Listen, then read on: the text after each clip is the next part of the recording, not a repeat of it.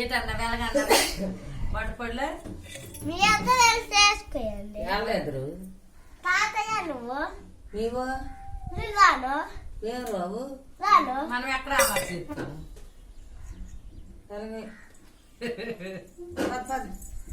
నువ్వు పద పద. పట్టుపడలే అమ్మ చేస్తారే ఏజ్ పర్వాలు చేసుకోకూడదే అంటారు.